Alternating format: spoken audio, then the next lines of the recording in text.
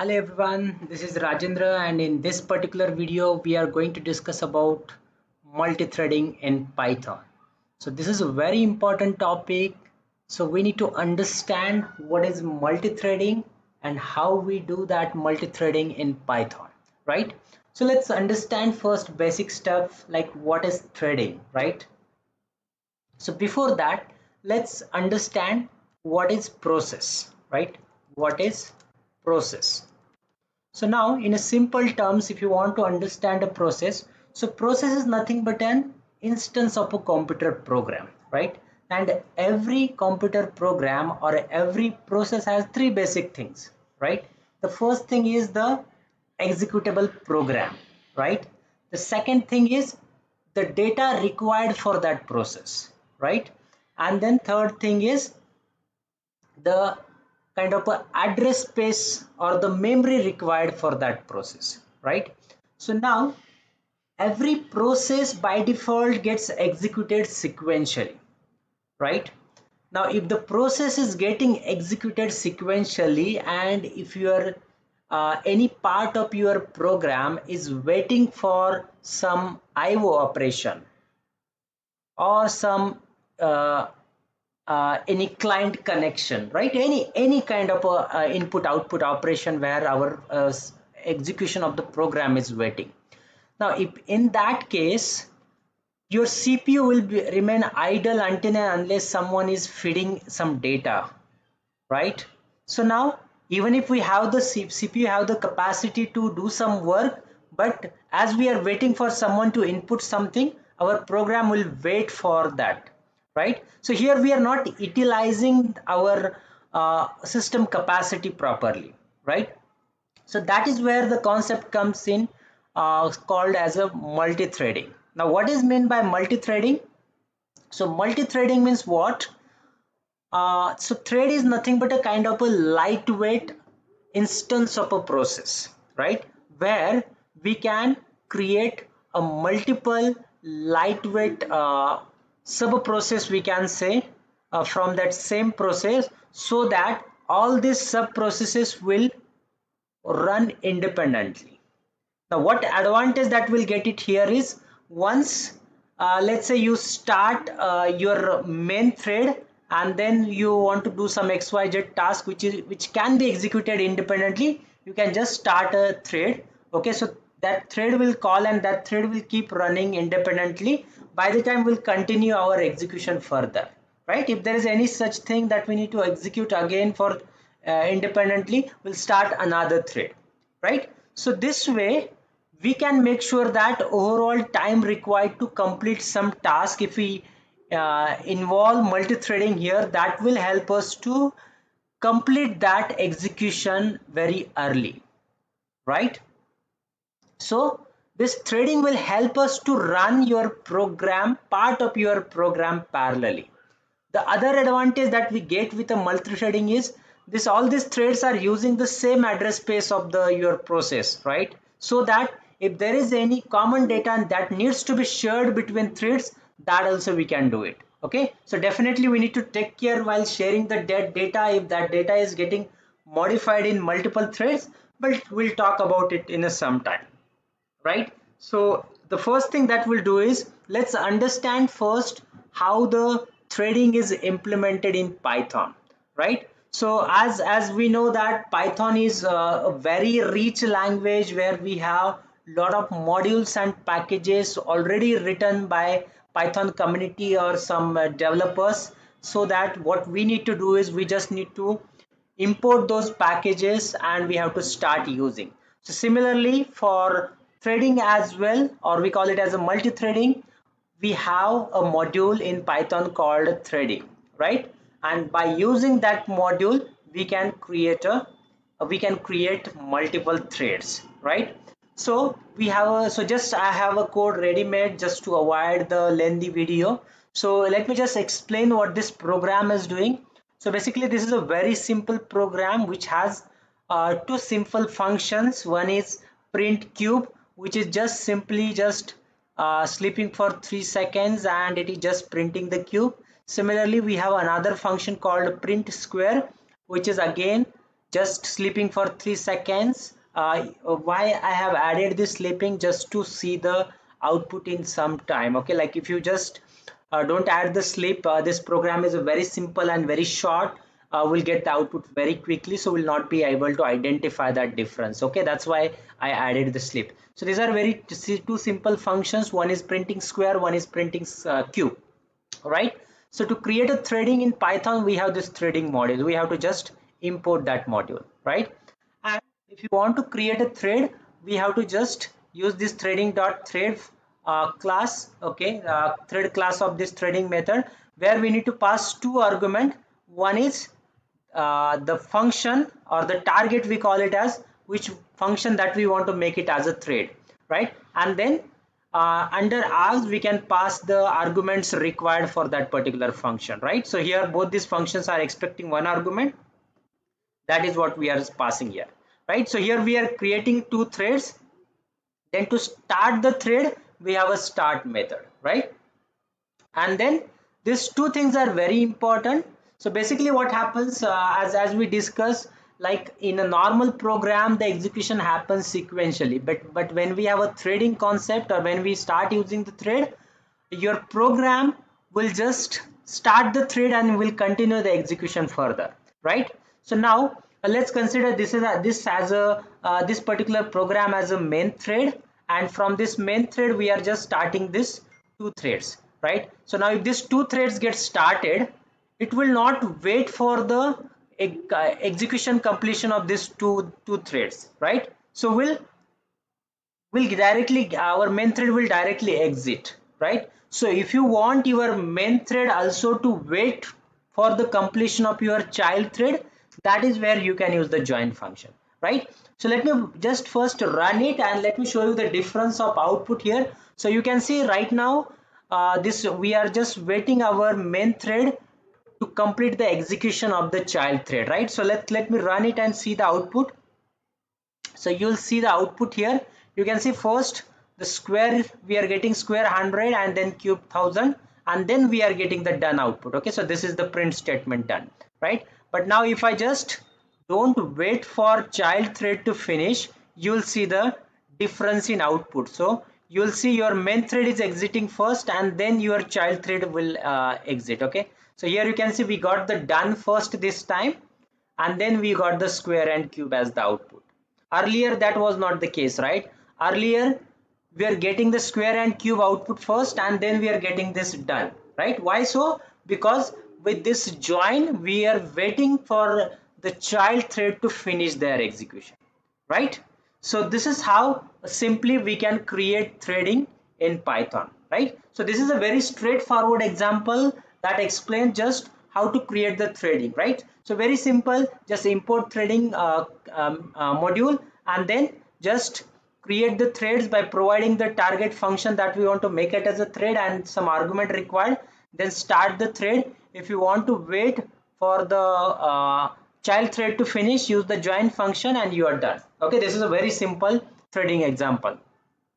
Now the next thing that we are going to see, we'll see one more example where we'll try to use the some data that is shared between multiple threads, right? That is shared between multiple threads. So let's understand this example and see what all outputs we are getting, and then we'll see what will be the solution for that. Okay, if you are sharing the data between multiple threads, right?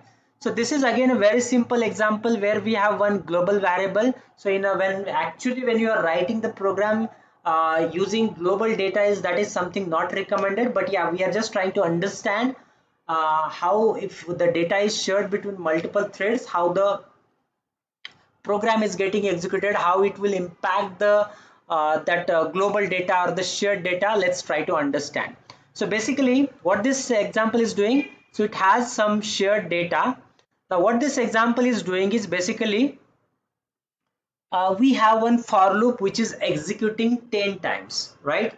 So every call, or for every loop, we are calling this one function called main task, right? And in this function we are initializing that shared variable to 0. Okay, we are initializing that shared variable to 0, and for every call of main task we are creating a two threads. Okay, and those threads are calling this thread task method, right? And this thread task method is running 1 lakh time. Okay, that means this increment function is getting called 1 lakh times. So here we are creating two thread, that means increment function will be called 2 lakh times, and every time we are incrementing the value of x2 by 1. Okay, so that means when this main task function gets called once, two thread will be called, two thread will call this increment function by 1 lakh times each. So that means this value of x ideally should be incremented at the end by, so final value at the execution of this main task function would be 2 lakh, because there are two threads are going to run and both the threads are calling this increment function by 1 lakh time. Okay, so ideally this value of x should be 2 lakh at the completion of one iteration of this particular for loop, right? Because when we are calling it again, we are again resetting it to 0 and again creating a thread, right? So what is expected in this example is just call main task, create two thread, start two thread, wait for their execution, and both the thread will call this increment function, which is just incrementing this variable x, right? So let's see how the what output we are getting here. So if I run it, you can see for some iteration we are getting a value of 2 lakh, for some iteration we are getting value less than that. Okay, maybe around 1 lakh 30,000, 40, 50, 60, 70,000. Now why this is happening? Why we are not getting the 2 lakh expected number every time? So let's understand the reason. So basically now this variable x is a shared data, right? Now we know that when our actual program gets executed, that program actually gets executed on the registers. Okay, so actually we use the assembly instructions, right? And assembly, all these assembly instructions actually read and write the data in the registers, right? So just consider that this variable x is there on the register. Okay, so let's say first thread came in, that thread read the value of x. Let's say for now my value of x is 10. So one thread came in, it read the value of 10 and it will just increment from 10 to 11, and before writing back that 11 to the register, another thread came in which also took a value of x as a 10, that also incremented to 11, and then both the thread return that value as 11 on the register. So here what happened, ideally value of x should have been increased by from 10 to 11 and then from 11 to 12, but both the threads are running parallelly, so they both took the same data from the register, they incremented by 1 and then return it back. Now due to that what happened, instead of 2 it got incremented by only 1, and that is what happening in this, right? And that is what happening in this multi-threading, where some of the time the same value is getting read by both the threads, and that's the reason we are getting the overall count less than 2 lakh, right? So this is what this kind of a problem you will face when you work with a multi-threading, right? But if you are not sharing the data between two thread, then that's perfectly fine. Okay, it will not at all impact the not at all impact anything. Okay, but if you are sharing the data, then there will be an impact. So what is the solution for this? Okay, that is where this threading module is providing some locking mechanism. Okay, so we just need to understand what this locking mechanism, how we can use it, and then we'll see with the example if that is really providing a fix for our problem. Okay, whether we are really getting this 2 lakh as the exact number that is expected, right? So it's a very simple. Implementing a locking mechanism in Python is a very simple, because again in a threading module itself you will get some method that is allowing us to create the lock. So there is not much difference what we have seen earlier example and this particular example. So you will see that this threading module is just providing this one lock. Okay, so we have to just create a lock, and that lock we need to pass as an argument. Okay, other step is same. And then what we are doing is, before calling the increment function, we are just acquiring the lock, and once that function is execution is done, we are just releasing the lock.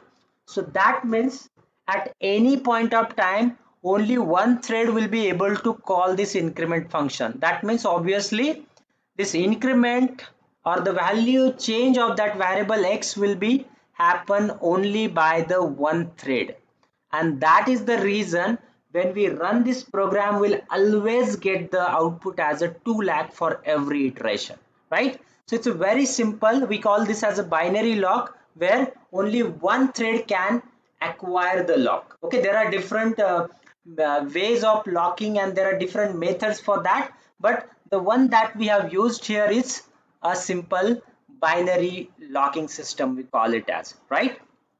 So let me run this and we'll see the output here.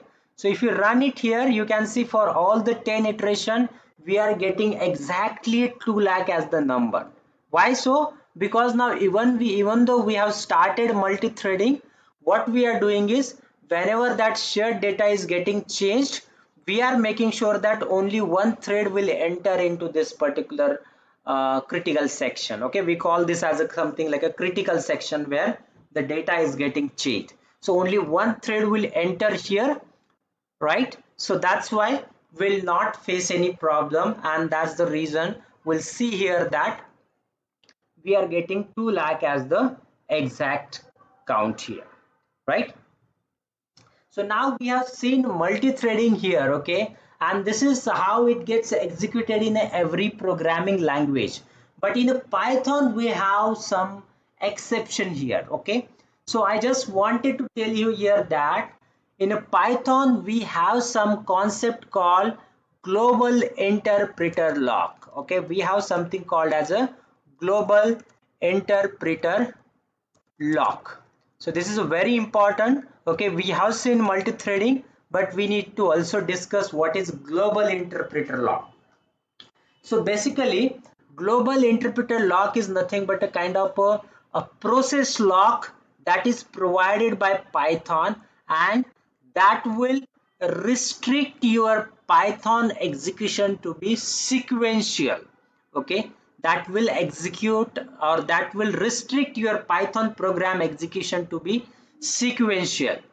Now then you will say that what what is the advantage that we get with a multi-threading? Then why there is a module called multi-threading in Python if everything is going to be executed sequentially? So let me first talk about why there is a global interpreter lock in Python. So basically what happens in a Python, we have a automatic garbage collection, right? So basically internally Python maintain a reference count. Internally Python maintain a reference count, because we know that Python is a dynamic language. So if you assign some data to the variable at any length, your Python will make sure that will get an enough memory. So basically whatever happens in the memory, to manage that, for everything Python create a reference, right? And whenever we are not using that particular variable, automatically it will decrease that reference count. And once that reference count reaches to 0, that memory will be released, right? So now if we have a multiple threadings, okay, and if those threads start using this variables and all this reference, then there might be a case where we run into the deadlock where will not get that reference count to 0, and due to that we might have a memory leak. Okay, so that is the reason Python will not allow the multi-threading execution where there is a data involved. But yes, if there is some IO operation happening, Python will allow quick context switching between threads, and it will make sure that every thread get an opportunity to the execute, right? And that is where this multi-threading will help us to somehow increase the performance of your program, right? So I hope everyone understood threading concept and what is interpreter lock. So thanks everyone. Don't forget to like, share and subscribe this channel. Thanks everyone.